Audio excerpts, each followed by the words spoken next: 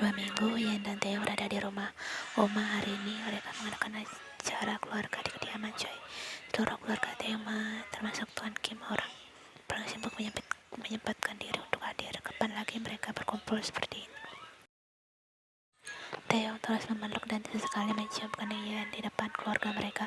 Semuanya tersenyum melihat kemesraan Theo dan Yen, kecuali hanya Hana Jumale yang tahu keadaan sebenarnya. Di balik kemesraan mereka, para bayi itu memilih kembali ke dapur, sudah tidak sanggup melihat senyum palsu Yen di depan anggota keluarganya.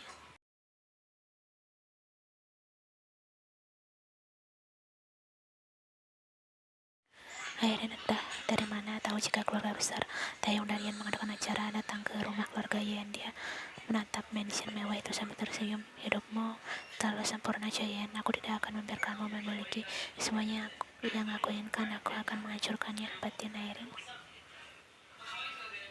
Gadis itu masuk dengan santai ke dalam rumah besar itu.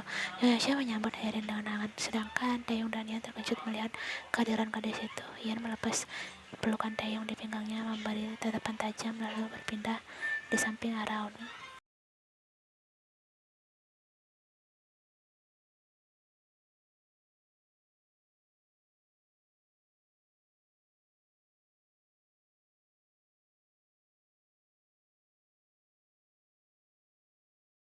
Apa yang kau lakukan di sini? Tanya Taeyong menahan kekesalannya. Memangnya kenapa? Bukankah sebentar lagi aku akan menjadi bagian keluarga ini? Siapa Airin tak tahu diri? Taeyong mendesah frustasi. Aku merindukanmu, pada saat merindukanmu. Airin memeluk Taeyong erat. Pria itu berusaha melepas pelukan Airin, namun gagal. Gadis itu seakan memiliki tenaga kuda. Lalu tiba-tiba Airin mencium bibir Taeyong, melumatnya dan memasukkan lidahnya ke dalam mulut pria itu.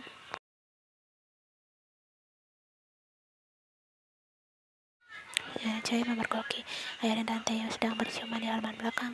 Saat semua orang sedang berkumpul di ruang tengah, Taeyong dan Airin belum sadar jika sejak tadi kegiatan mereka sedang disaksikan oleh orang lain. Taeyong masih asyik melumat bibir Airin atas dan bawah bergantian. Begitupun dengan gadis itu yang hanyut dalam ciuman Taeyong yang semakin menuntut.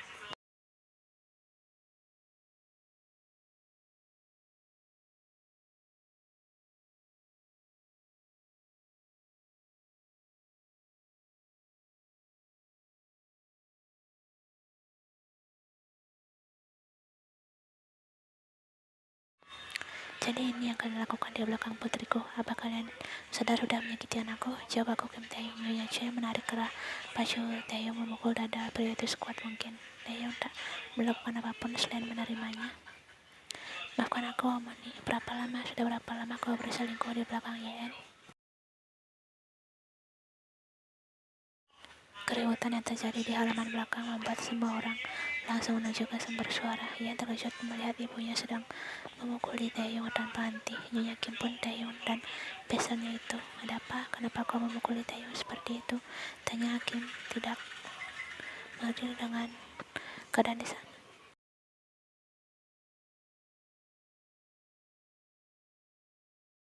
Anakmu, dia telah berselingkuh di belakang Yen dengan perempuan tidak tahu diri ini.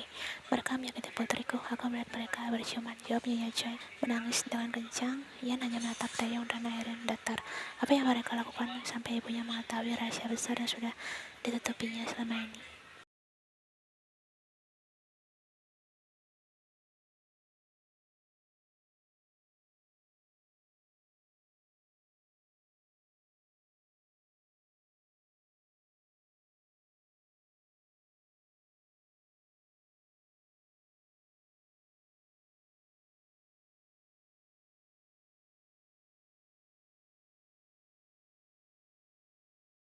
Kau, Kim Yong-hwa, ayah Taeyong menarik kerah baju putranya lalu menampar Taeyong dengan keras. Dia kecewa dengan apa yang dilakukan Taeyong. Dia tak pernah mengajarkan anaknya menyakiti hati perempuan, terlebih istrinya sendiri.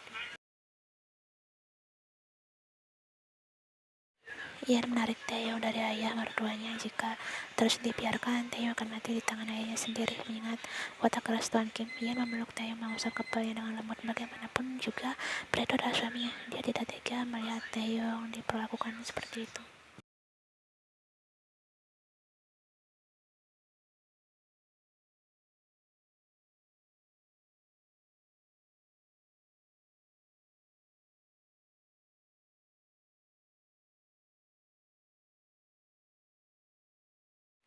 Dengan santainya Eren melangkah pergi dari rumah besar itu sembari tersenyum licik. Dirasa sudah tidak perlu lagi berada di samping Taehyung. Tujuan sudah terwujud, membuat Yen dan Taehyung berpisah. Aku ingin kau bercerai dengan putriku Kim Taehyung, putusnya Nyonya Choi. Taehyung langsung mendekati ibu mertuanya dan berlutut di bawah kakinya. Maafkan aku, Monim. Aku mencintai Yen. Aku tidak mau berpisah dengannya. Aku mohon maafkan aku, ucap Taehyung.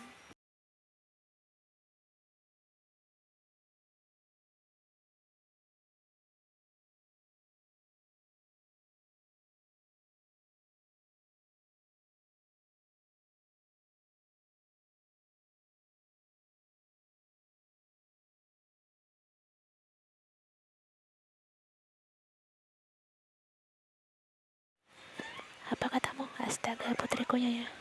Nyonya Choi memegang dadanya yang terasa sangat sakit hingga dia kehilangan kesadarannya. Semua orang panik dan langsung membawa Nyonya Choi ke rumah sakit. Sepanjang perjalanan, Yen terus menangis. Taehyung menatap istri dan ibu mertuanya senduh. Ini semua salahnya. Jika terjadi apa-apa dengan ibu Yen, dia tidak akan memaafkan dirinya sendiri.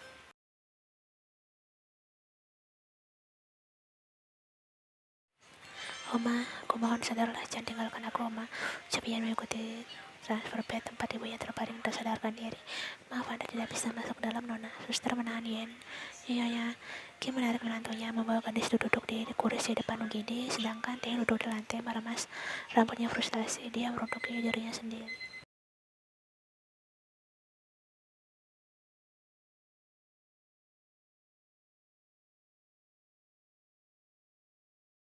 Dokter Park keluar dari UGD dengan wajah lesu. Dia membungkuk depan Yen. Aku minta maaf, ucapnya. Ia jatuh merosot ke lantai menangis sejak sejadi-jadinya. Oma meninggalkannya sendirian. Sekarang dia tidak memiliki siapa-siapa lagi. Ian berdiri di depan makam, menatap kosong gundukan tanah yang menutupi jenazah ibu dan ayahnya. Dia berlutut dan menangis. Kenapa apa dan Mama meninggalkannya secepat ini? Apa salahnya hingga semua orang meninggalkannya sendirian? Kenapa harus dia yang melewati semua ini? Kenapa Taeyong berdiri di belakang Ian, menatap punggung Ian yang bergetar?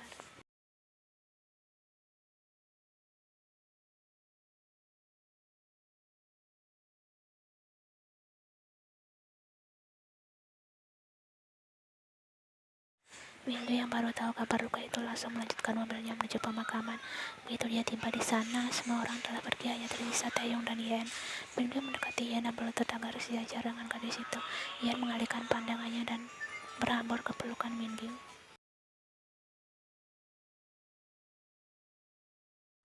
Taeyong ingin menarik istrinya, tapi niat itu diurungkan. Dia tak ingin membuat Yen makin membencinya. Minggu melepas pelukan Yen, membantunya untuk berdiri. Dia membawa Yen pergi dari sana sembari merangkul Yen dengan erat, karena gadis itu tidak mempunyai tenaga untuk sekedar berdiri. Taeyong hanya menatap nanar istrinya bersama pria lain. Aku harap kita bisa tidak bertemu lagi, Taeyong. Secepatnya aku akan mengirim surat cerai padamu, ucap Yen lalu pergi meninggalkan Taeyong.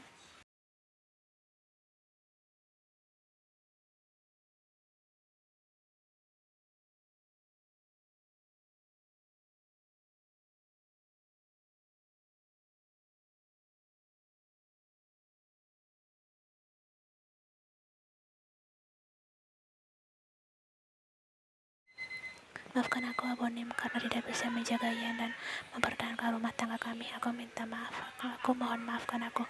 Dia bersujud di depan makam ayah Ian. Dia meminta maaf karena telah mengingkari janjinya.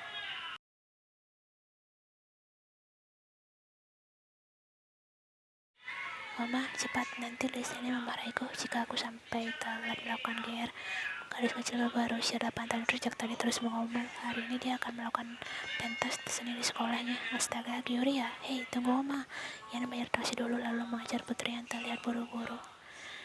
Yunwo ya, panggil Gyuri. Yunwo si pangeran es itu berbalik.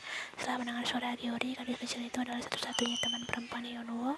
Menurutnya, Gyuri berbeda dengan perempuan lainnya di kelas yang terus mencoba mencari perhatiannya dengan berlebihan. Berbeda dengan Gyuri, anak pindahan dari tali itu, hingga Yunwo hanya tersenyum dengan gadis itu saja.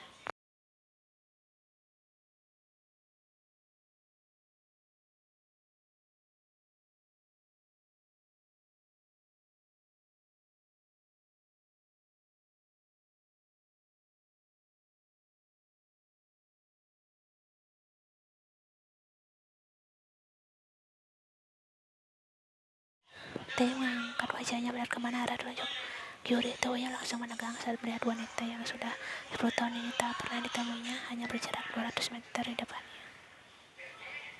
Dia lalu mengalihkan pandangannya pada Gyuri. Pantas saja setiap melihat anak ini dia merasa tidak asing.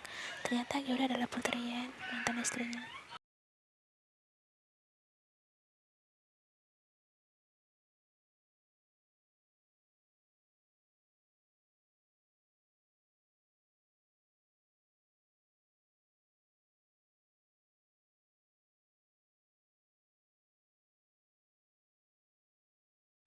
Kau pasti Yunwo kan? Gyuri sedang menceritakanmu padaku. Ucap Yen mengelus kepala Yunwo lembut. Ini hanya ngasih sapa Yunwo sambil tersenyum pada Yen. Kau tampan sekali, pikirnya. Akhirnya perkenalkan ini apa aku. Ucap Yunwo menarik jas Taeyong. Yen pun menoleh ke atas. Matanya membesar saat melihat Taeyong berdiri di depannya. Memandangnya sama terkejutnya. Tiba-tiba suasana menjadi hening. Kaca Gyuri ya, sepertinya teman-teman yang lain sudah menunggu kita. Ucap Yunwo menarik tangan Gyuri meninggalkan Yen dan Taeyong.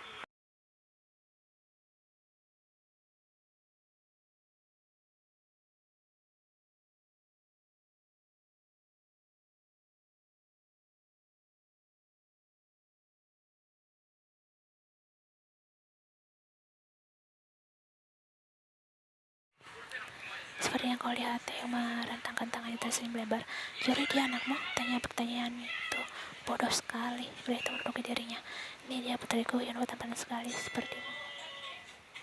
Tentu saja dia putraku, kau datang sendiri. Dia masih di kantor, mungkin sebentar lagi akan datang. Istrimu? Tanya Yen memandang ke arah sekitar mencari sosok yang datang bersama Taeyong. Aku tidak memiliki istri. Maaf, aku tidak menikah lagi. Seperti yang kau lihat, menjadi orang tua tunggal untuknya. Taeyong menjawab pertanyaan tersirat di mata Yen.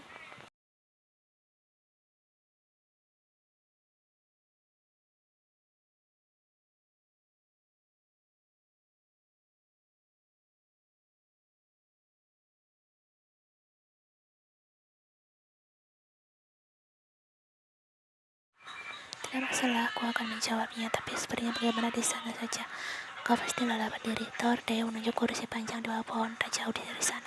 Yen mengangguk dan mengikuti Taeyong dari belakang. Mata pawang Taeyong itu terlihat berubah banyak. Fisik maupun sifatnya dulu Taeyong tak pernah tersenyum secara ini. Tidak dan pernah berbicara selembut ini. Taeyong terlihat menggemaskan dan tampan. Aku tak menikah karena aku takut menyakiti orang lagi. Aku takut mencintai wanita lain, hal menyakitkan yang pernah kita lewati akan terjadi lagi. Jadi aku memutuskan tidak menjalin hubungan dengan siapapun.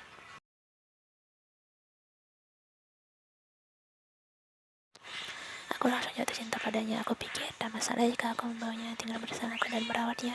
Aku hanya fokus perhatian untuk putraku di harta harga yang aku miliki. Dia menceritakan misteri singkat yang terjadi padanya 10 tahun ini. Ia mendengarkannya dengan baik. Dia merasa bangga pada Taeyong karena pria itu berhasil berubah menjadi lebih baik dari sebelumnya.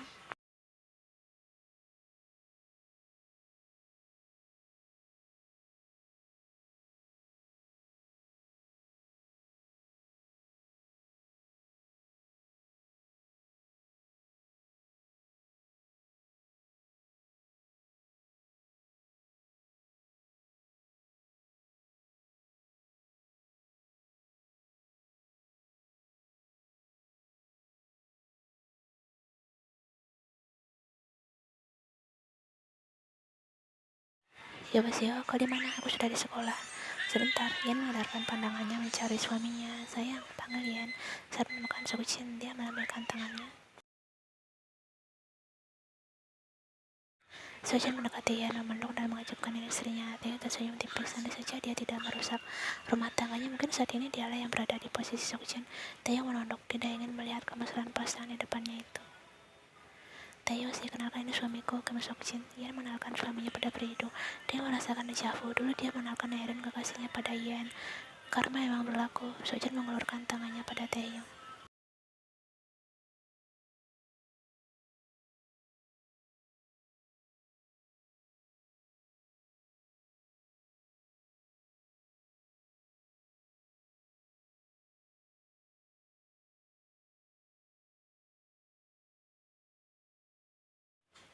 Setelah sedang perceraiannya dengan Taehyung, hidup Ian sangat hancur. Dia tidak tahu harus apa.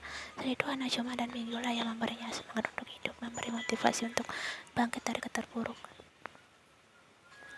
Tapi tiba-tiba Mingyu menghilang bagai di telan bumi. Sekali lagi Ian kehilangan orang yang berarti untuknya. Ian mencoba melanjutkan hidupnya lagi. Gadis itu mengajukan lagi beasiswa yang sempat ditolaknya dulu. Kali ini dia mengambil jurusan fashion. Ian ingin melanjutkan karir yang pernah dia rintisnya sebagai desainer.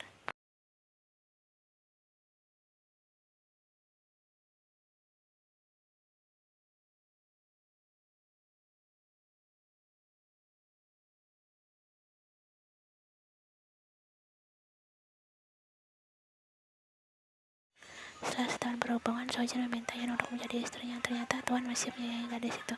Ian diberi kesempatan merasakan kebahagiaan. Dia diberi hadiah terindah, yaitu suami tercinta dan seorang malaikat kecil, putrinya Kim Gyuri.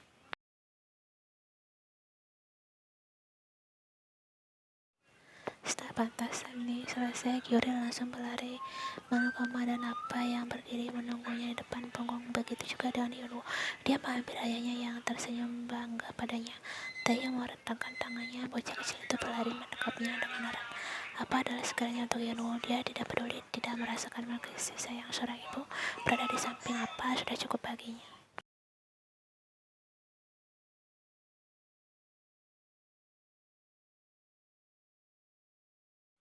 Dia menatap sanduk keluarga kecil Ian yang berbagi kasih sayang dengan Hyunwoo yang berada di dalam pakaiannya. Dia tersenyum. Dia juga ikut merasakan kebahagiaan yang dirasakan oleh Ian. Tak semua kisah cinta Irina seperti dalam dongeng. Bagaimanapun caraku untuk terus mempertahankanmu, jika Tuhan tidak menginginkanmu sebagai jodohku, semuanya akan berakhir sia-sia.